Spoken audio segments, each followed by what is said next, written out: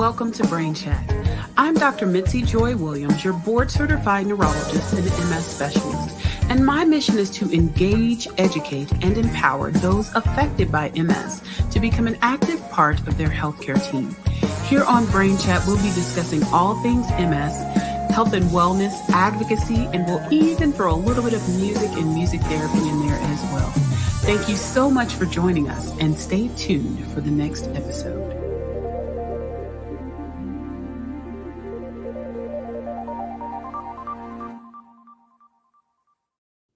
Hello, happy Monday, everybody, and welcome to Brain Chat. It's Dr. Mitzi, the nerdy neurologist. I am so excited to be here with you guys on this Monday of MS Awareness Month. There's so many exciting events going on, and I am so pumped about the guests that I have hanging out with me tonight. I have two of my super friends that I'm going to bring up to the stage in a minute, but you know how we do on Brain Chat.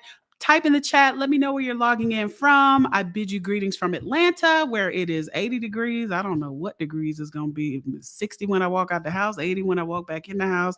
No telling what's going on. But the sun is shining here, and we've got some great information to get across to you tonight on Brain Chat. So without further ado, I'm going to introduce my amazing guests. I have with me Dr. Heidi Creighton, who is an amazing neurologist, MSologist, as the new term goes.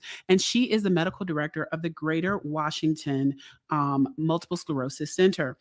She actually has worked in academic settings. She was at Georgetown, and currently her MS center is the only freestanding non-academic MS center in the Mid-Atlantic. So she does some amazing work as a clinician, as a researcher, as a speaker, both nationally and internationally. And I am so honored that she's coming to hang out with me today. Welcome, Dr. Creighton. And also we have Tyler Campbell, powerhouse speaker, MS advocate, author, radio show host, real life, real talk, all the things. It is always a good time with Tyler. So I am so excited to have these two amazing folks with me tonight. And welcome to Brain Chat, Dr. Creighton and Tyler. Happy Monday. Hey. Happy What's Monday. going on? Let's go. Hey, listen, Dr. Creighton came in there with that Fat Albert. Hey. Right. Hey. I have not thought about Fat Albert in quite some time. Thank you for sparking that memory. Thank you. Nice. Yeah, I remember. Nice. Yeah, it's Fat Albert. All right. Okay, so let's get right into it. So, whenever we start a show on Brain Chat, just for those who may be new tuning in or those who may not have met you on previous episodes, we'll start with Tyler. Tell us a little bit about your journey into the world of MS and your diagnosis. Yeah, absolutely. So I was diagnosed as a college student. In that age bracket, I was 21 years old. So kind of that younger demographic with MS back in 2007. And Mitzi, I think the main thing is I was diagnosed very quickly. Mm-hmm. Okay, and if I have to be honest, and feel free as MSologists, the both of you to chime in. I learned honestly that the earlier I was diagnosed, that's almost what the man of above blessed to save my life. Mm-hmm. That is not everybody else's reality. But that is the thing that keeps me humble. And that's why I advocate so much now. The more we speak, the more awareness that is raised, the more things like Brain Chat that are available. We are helping people to learn those symptoms, stay in tune with it, and to get diagnosed early. It can help you out tremendously. Absolutely. And what about you, Dr. Creighton? How did you get into the wonderful world of MS? Because I did a fellowship with one of our colleagues, Dr. Mary Hughes, one of my mentors and really good friends. But when I was coming along, fellowship or training in MS was really a new thing. And so people who were in the field of MS really did it because they loved it and they loved working with the people. And they just kind of, forged this path, so that many of us could, go on to do extra training, to focus on this area and to focus on helping people with MS. So tell us a little bit about how you got interested or how you got into the field. I really wanted to be a stroke neurologist because I really wanted to make a difference. I wanted to do something that would actually be able to help people. And it was my mentor, the person who was doing MS at Georgetown, who said, "I really think you should do this." And I said, but I want to do something where I can really help people. And Mm, he just kind of said, "No, this is, I think you really, really, really would love this." And he knew me better than I knew myself because I fell madly head over heels in love with MS.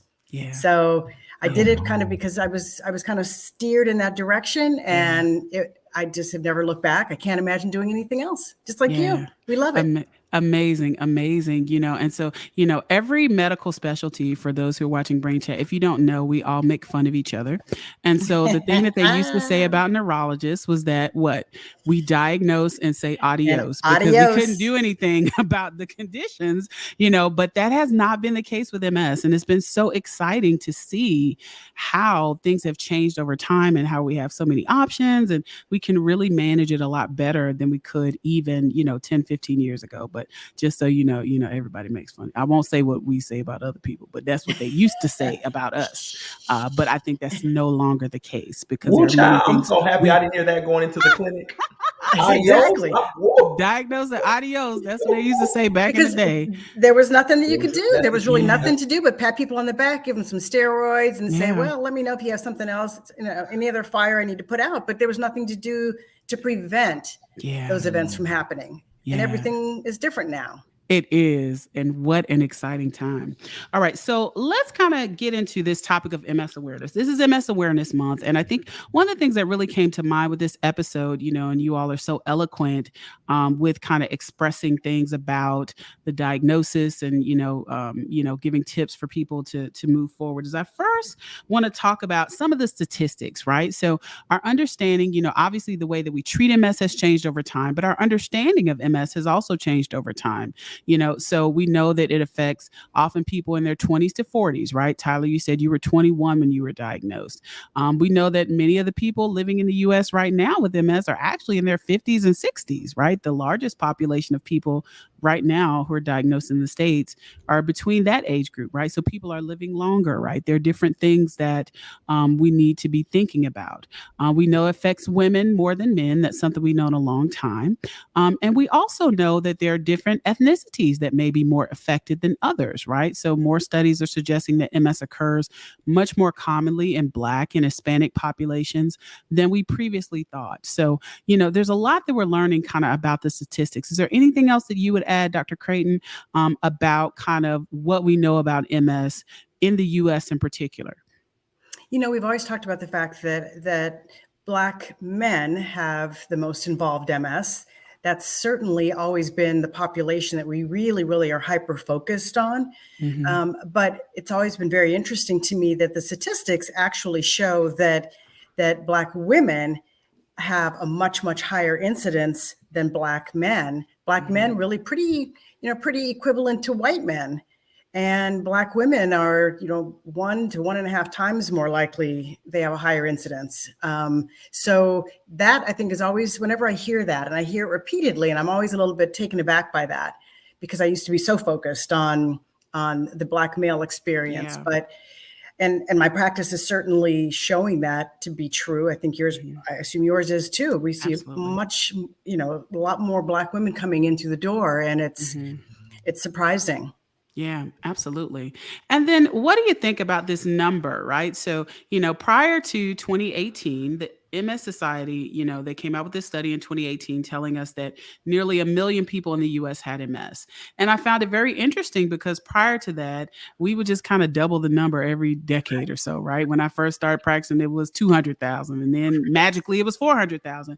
Now we know it's 1 million, right? And when you think about the incidence around the world, which is estimated to be 2.8 million, that means over a third of people living with MS live in There's a the lot of States, MS out there. There's a lot of which is, MS out there. I think that's really striking. I think we don't talk about that enough. Tyler, as a person living with MS, when you were first diagnosed, have you seen a big difference in, the number of people around you that or kind of who's in your sphere of influence who's been diagnosed? Do you notice a difference now than you did when you were first diagnosed? Honestly, I'm gonna be real. I feel a lot ease of pressure Mm-hmm. for explanation of the diagnosis if I'm Mm-hmm. winding back to 2007. And Mm-hmm. I don't, there's a lot of things that I, that kind of tug at me a little bit, but I feel upbeat whenever I know that individuals are newly diagnosed and Mhm. it's not so much of a foreign language to the Mm, rest of the world. yeah. And I get excited about that. That's why things like what we're doing tonight and what you all have been literally fighting for all of your careers. When you look at a newly diagnosed population, I get excited because there's more of a discussion now. Right. There's a long way to go down this road. That's why we're Mhm. still here doing what we're doing. Right. But it is a heck of a lot better for me to hear more conversations about MS than it was back in 2007, y'all. Yeah. And so when I think of somebody newly diagnosed, already going through their go through, having to figure out a whole new world, Right. the fact that they have the higher chance of meeting someone, talking with someone, having more people on their job who are aware. And y'all don't know about y'all, but I look at job applications nowadays when I see them from other people or when I walk into different professions and there's a check mark for multiple sclerosis. And y'all Wow. all know that that Right. was not the It same. was not You had there. people entering the workforce who Right. would rather not say anything Mhm. out of worry because it wasn't even something that was recognizable and that could have stood in the way between you and your employment. Right. Right. So those are my different changes now that Yeah. I take the other route. I get excited about it. I'm not saying I want you to have MS, but Right. but my goodness, it's better than 2007 and beyond. Those in the 50s and 60s of what they had to go through at their age. Now, you know what I mean? So Yeah. I that's hear what I that all the time. I actually hear exactly what you were just talking about all the time when somebody's kind of newly diagnosed or the diagnosis is confirmed and the next visit they say, somehow I heard about this person and this person and this person I work with and then my best friend, her best friend, like all these people come out of the woodwork and before people know it, they have this community of people that they even knew and didn't know that they had MS. And Absolutely. it's not this big secret anymore.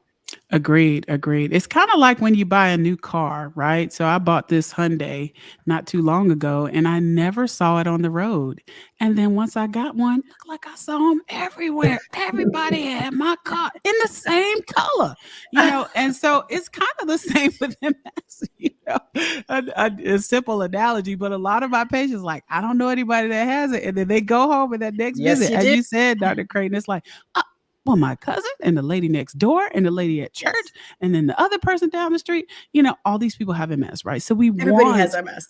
everybody yeah, has everybody MS. So has we it. want to raise awareness, right? Because despite the fact that people are getting diagnosed much more frequently than they were before, there's still some barriers and there's still some people that aren't coming to diagnosis early. So I want to switch gears and talk a little bit about symptoms. One of the things that people often come into the office and talk to me about is, they had something dramatic, like they lost vision in an eye, and that may have led to diagnosis. But then when we start digging, it's like, for the past couple years, when I go walking with my auntie, my leg has been dragging and it starts slapping the ground. And I'm like, well, what happened? Like, why didn't you come see somebody about like it's not normal for your leg to be dragging, right? So let's talk about some of the symptoms and some of the things that people should be on the lookout for. So Tyler, start with you and tell us a little about the symptoms that led to your diagnosis. Yeah, and I work really hard, Dr. Creighton. Dr. Missy knows this. Like I really try to look back over my life and evaluate. And I've been really, really hard on myself in terms of the years before getting Mm. diagnosed. And if I had to be open and honest about it, and I wrote about it a lot, I experienced chronic fatigue more than anybody else on my football team.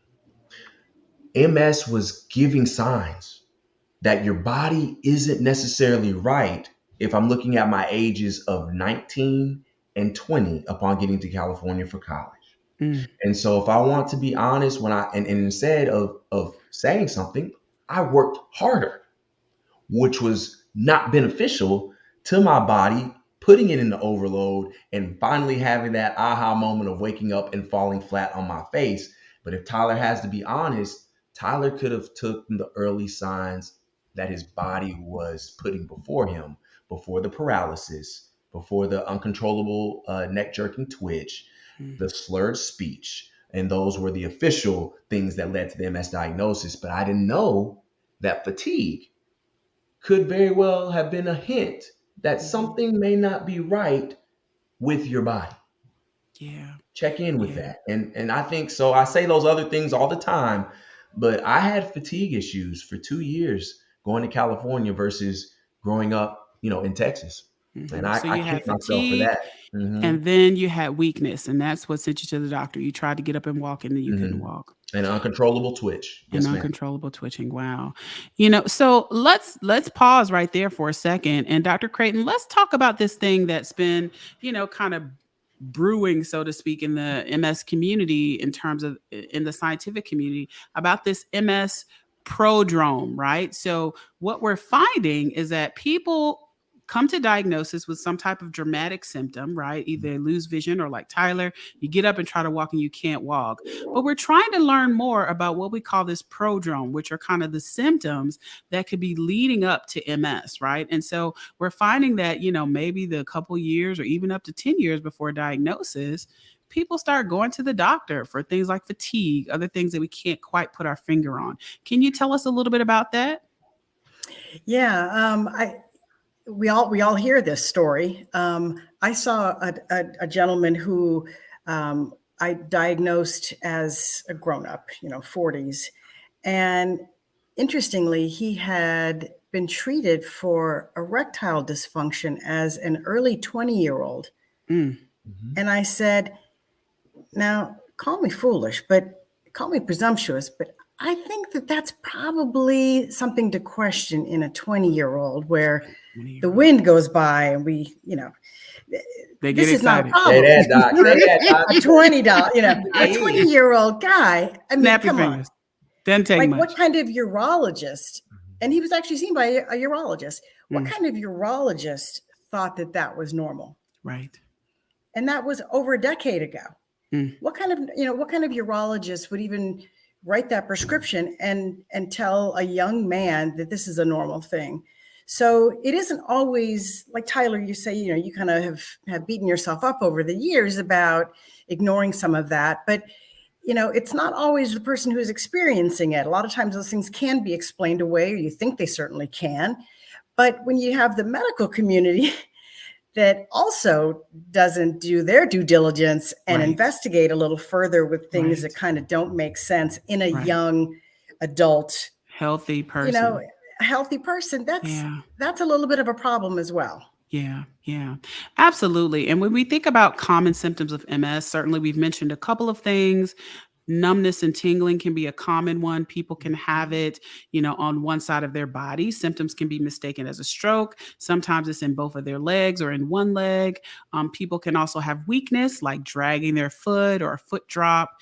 Um, Loss of vision is a very common symptom that we see with MS. And it's one of the ones that's pretty easy for people to recognize and kind of send you to a neurologist. But sometimes it's those other things like bowel or bladder issues, in a young person who hasn't Yes. had 10 babies and doesn't have a Right. reason to, lose control of their bladder, those types of things. I think it's just really important for people to listen to their bodies, right? And if something is wrong, to get that checked out. And so I think if there's any message to get across, is whether you have MS currently or you don't, or you're concerned about it, if you're having symptoms and your body's not right, And go that see your very, doctor very and get that checked important. out, right? That's the Very, key. very important. Don't power through it. Don't be the strong person. You know what I mean? If your foot is dragging, go to the doctor, right? Get Okay. that checked out. Get No, that that's checked out, people please. always say, even when they're newly diagnosed, they say, so what sorts of things should I be on the lookout for? What should Hmm. I be paying attention to? What Yeah. what signifies a relapse? And I say, you know what? First of all, you have to know your body. You have to know Hmm. what's your norm. And anything that's abnormal, you need to check in. I'm not going to give you a list of things that you might experience, might not experience. Everybody's different, and everybody's different in how they experience various symptoms. If it's abnormal for you, you got to get it looked at. Hmm. Exactly. Exactly. Hmm. Exactly. Take the cape So, off, Superman. Take the cape off. right, take the Yeah, cape exactly. off. take the Exactly. cape off, Superman and Superwoman. All right, Mhm. so we talked a little bit about symptoms. Let's talk about how MS is diagnosed, right? So there are lots of people who say, I have all the symptoms of MS, but my MRI is normal, or my MRI looks like this, but I don't have any symptoms. Or, I get a lot of folks who say, my whoever cousin said I had MS, or, who so how do we diagnose it? So Tyler, tell us a little bit about the process that you went through to get diagnosed. Yeah, absolutely. And as again, I was a college student and I had access to trainers being a football player. So when I went to go see the team doctor is automatically thinking neurological something. I Mhm, talking with the trainers, I learned he was thinking stroke, but he immediately sent me to Scripps La Jolla Hospital to see mhm, a neurologist. So failed the team doctor's physicals, then you go to La Jolla, and while I'm in La Jolla, because I was an athlete, it was a little bit more rushed, maybe a little bit more pressure to get an mhm, answer. mhm, Um, Spinal tap, Mitzi. Within the next day, I was there. Then I had to come back the next day to get a spinal tap. So I went in for an appointment, and the doctor says we got to come back. And then the next day, I was able to also get imaging done and set up at a location that was nearby my campus. So mhm. within a week, guys, of my episode, I was diagnosed. Wow. Right. That is extremely, extremely quick.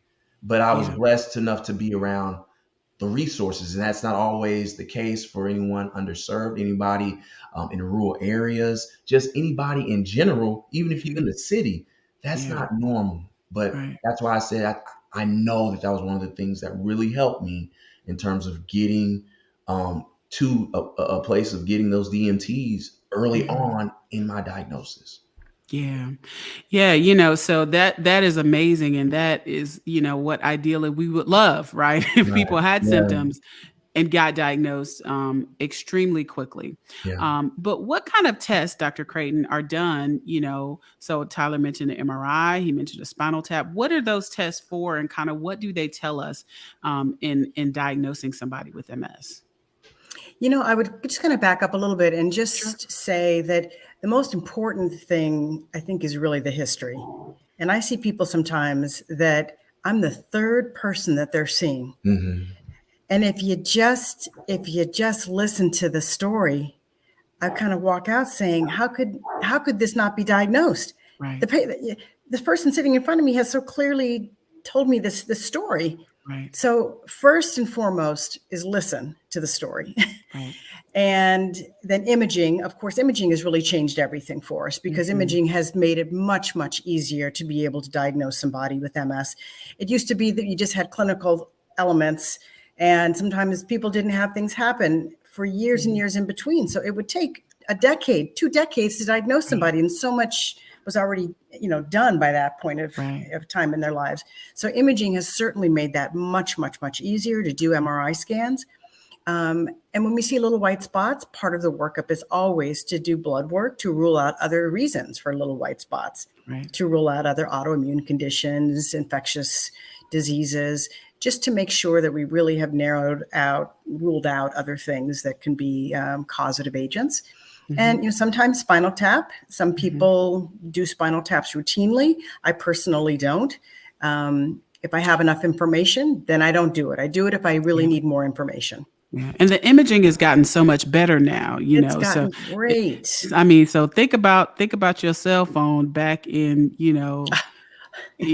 2000, and the types of pictures, the really grainy ones that we were Good sending to each analogy. other, and now you've got like 4D ultra, Yes. cameras. So the MRI technology has improved significantly. So there's a lot we can see now that we couldn't see, particularly in the spinal cord imaging, Yes. that we couldn't see a long time ago. So that And, makes it a lot easier. and Mitzi, comfort for the patient. Mhm. I was of the last, I think, transition of the enclosed MRIs that were in the older hospitals still kind of, and so a lot of people dealing with claustrophobia and all those Yeah, other things. That's even for more of a reason why they're thinking I don't want to pursue down that avenue, and those are not the case of my absolutely. times anymore. Absolutely, absolutely. So MRIs, right? The history is Mhm. extremely important. Yeah. Spinal tap in some cases may help us in a tiebreaker, maybe. Yeah. And so those are the things that we kind of put together to make a diagnosis, right? In order for someone to be diagnosed with MS, they have to have, essentially spots in different areas of the brain or the spine, as well as several episodes of inflammation, right? In the past, you had to have two actual episodes of symptoms, but now we know that we can see if we look at your MRI and you have a new spot, that can count kind of as a new episode in a different area. So the diagnosis has gotten a lot easier, and we're trying to diagnose people earlier and earlier so that they can be put on effective treatment as early as possible. So let's kind of, think about, so we talked about kind of the symptoms, we talked about how it's diagnosed. Why is it important for us to raise awareness about MS? So I have a whole show about MS, so I know it's important, but for people out there, we're talking about a disease that affects 1 million people in the US. I don't know how many million people there are in the US, but it's more than one.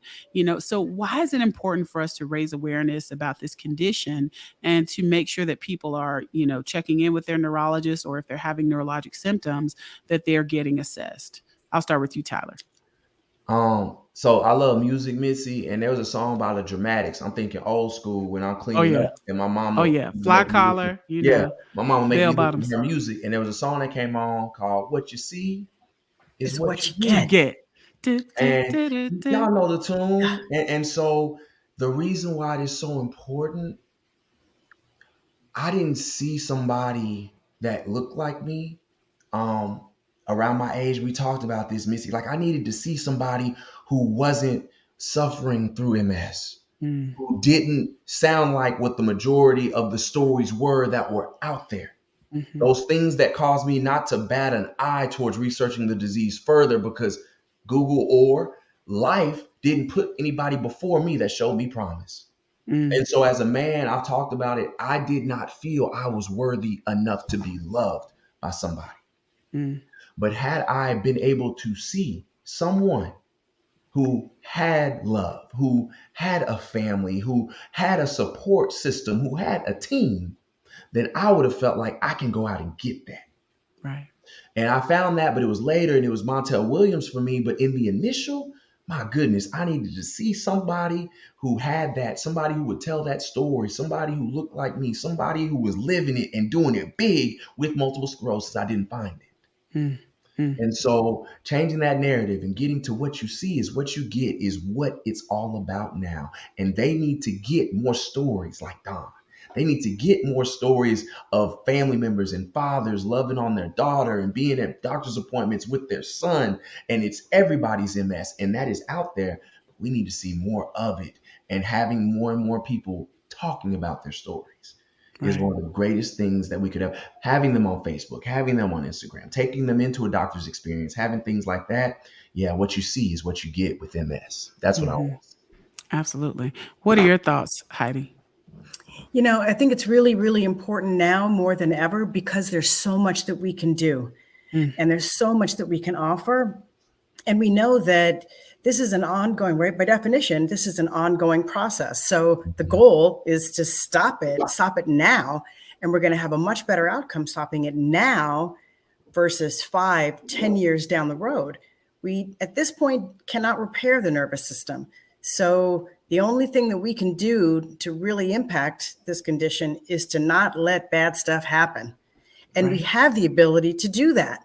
So Hmm. it's frustrating to see somebody who has not been able to reap the benefits of that. So that's why awareness really needs to be raised. That's why we need to really push for people who have anything that's abnormal to go get checked out and to start medicine sooner than later, to kind of help people pull their head out of the sand a little bit Right. and rein in the denial because, yeah, it's scary, but it's going to be a lot more scary if we continue denial, continue allowing denial to run one's life. So that's Absolutely. why awareness is so, so important because there's Yeah. so much to be done.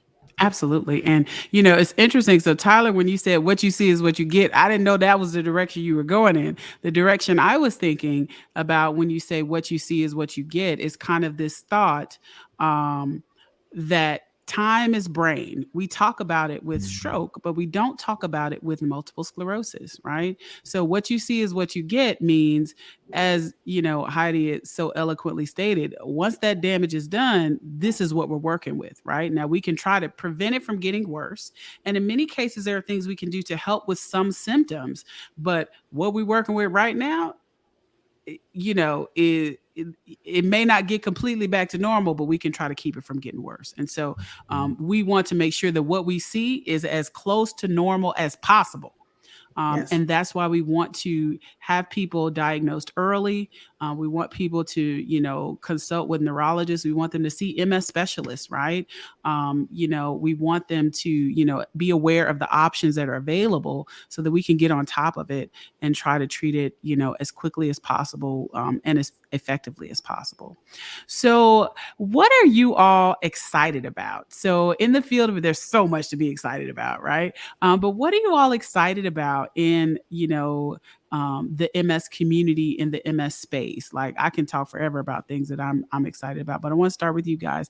Tyler, tell us what you're excited about in the patient community. I love how you talked about seeing people, who are living with MS and thriving and raising their kids and their families. What are you excited about that's going on in the community?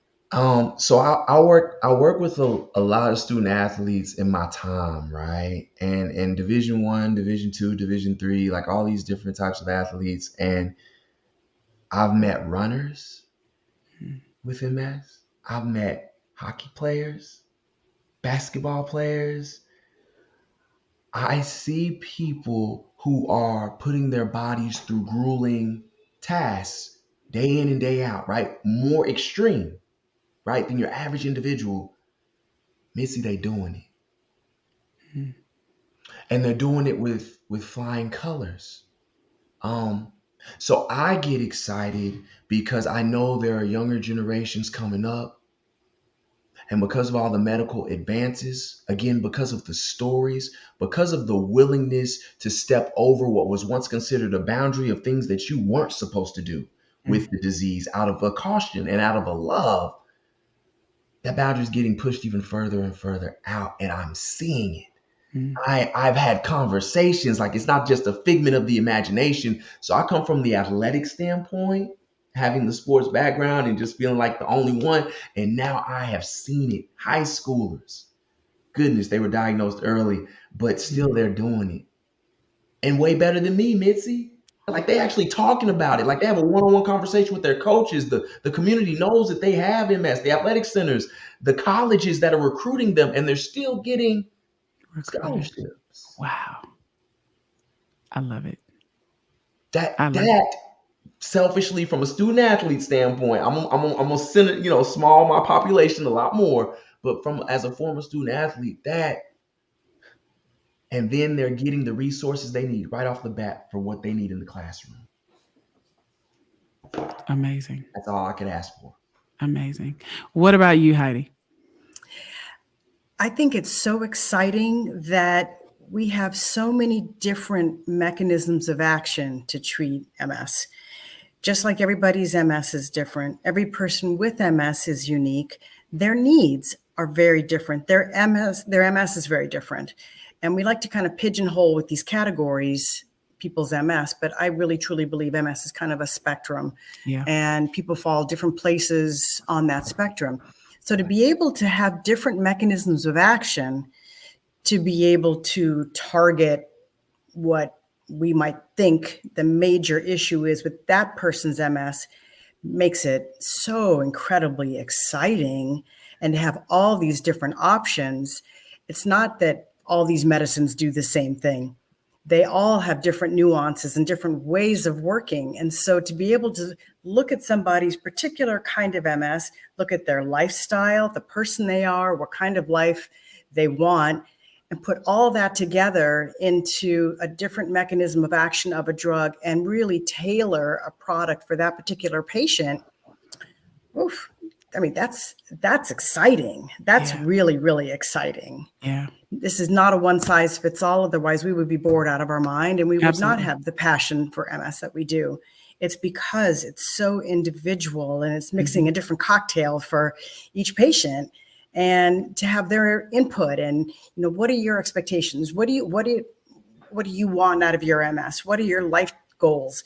Tell me about you so I can kind of mix this concoction that's just for you, based on your particular MS. That's what is exciting to me. Yeah. And we have so many options to do that.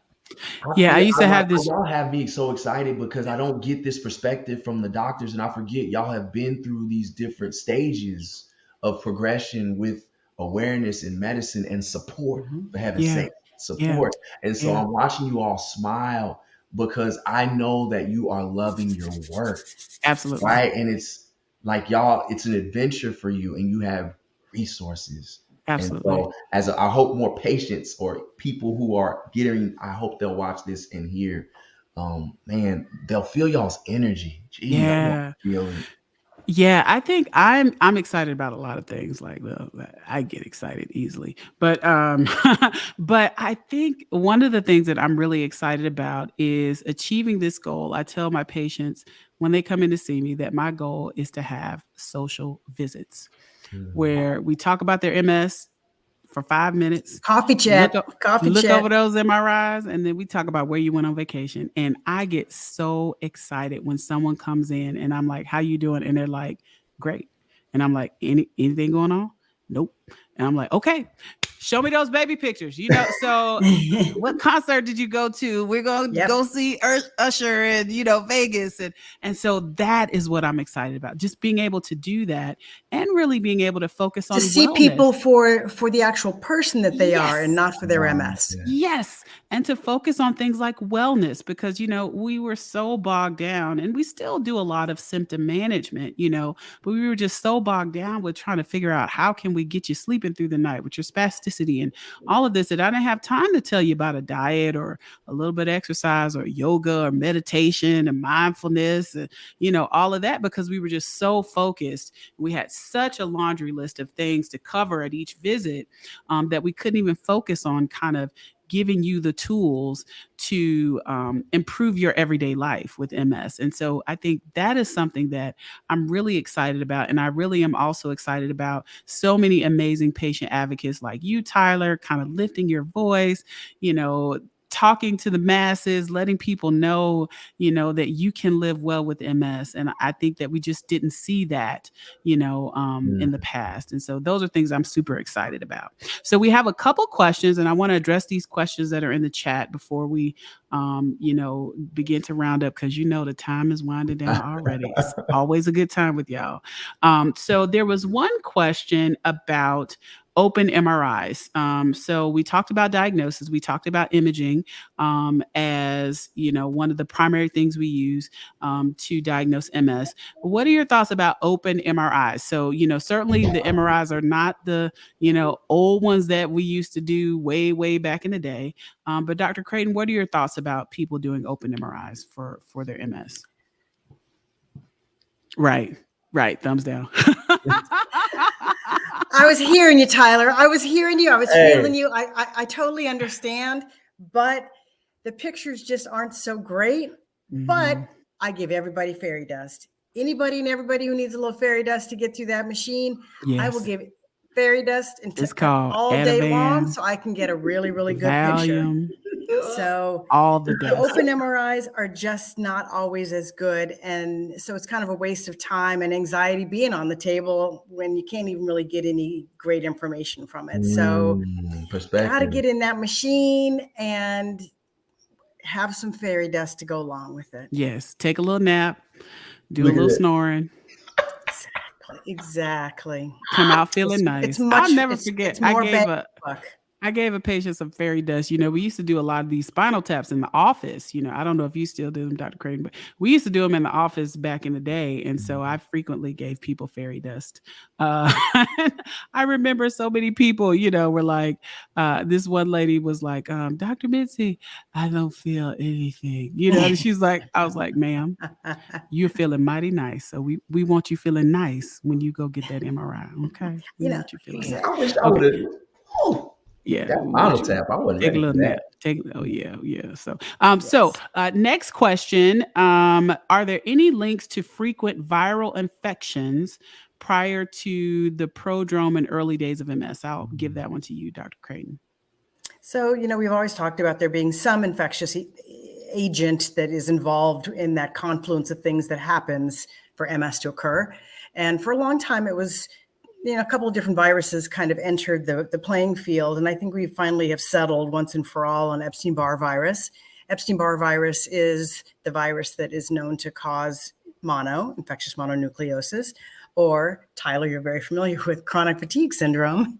So oftentimes we know that people, people who have MS have usually had mono or Epstein-Barr infection, but not everybody with a history of mono or Epstein-Barr infection has MS. So that part is our missing link there. But there's not really correlation necessarily with just general repeated viral infections and having a diagnosis of MS. There's no correlation there. But we do think that there is some correlation between early infection with Epstein-Barr virus and subsequent diagnosis of MS.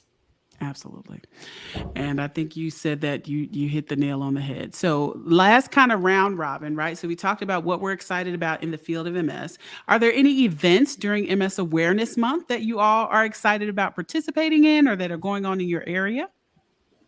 I'm right here. It's only the 6th, and I'm here with you guys today. I mean, it just can't get better than this. And this is at the beginning of my month, for goodness sakes.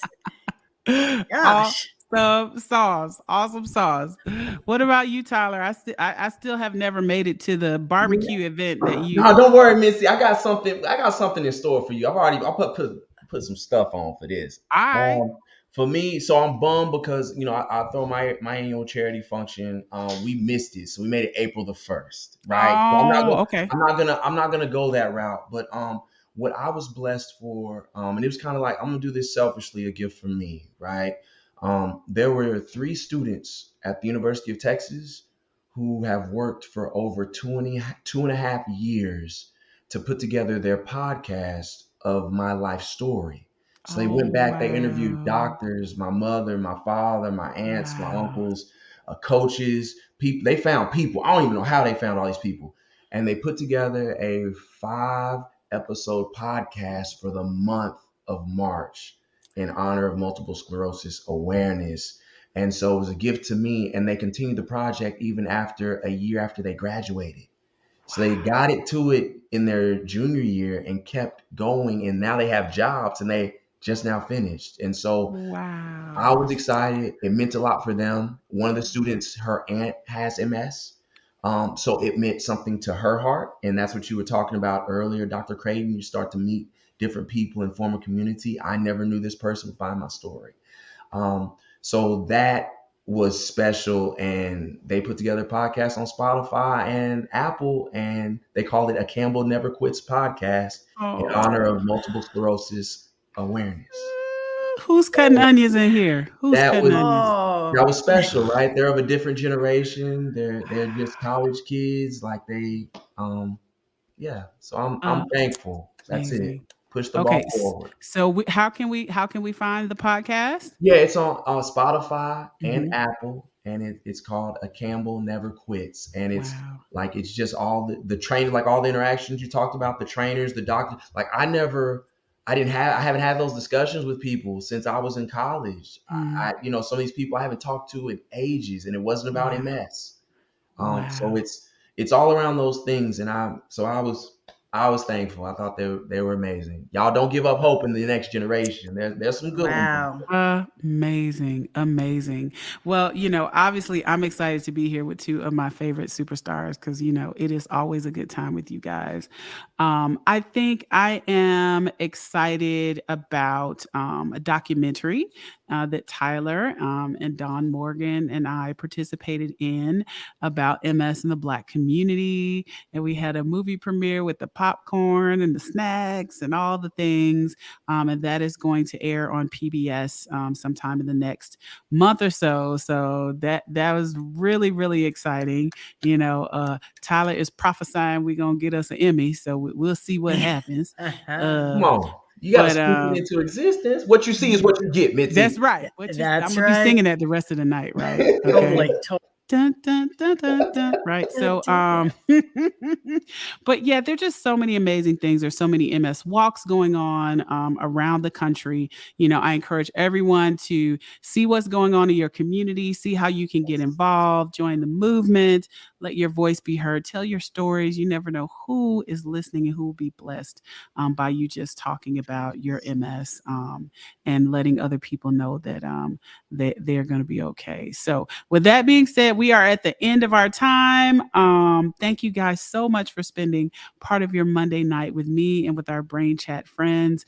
And don't forget to go to Spotify, Apple Podcasts, all the things iHeart, download and subscribe to the podcast. And I will see everyone again in 2 weeks. Have a great night, everybody.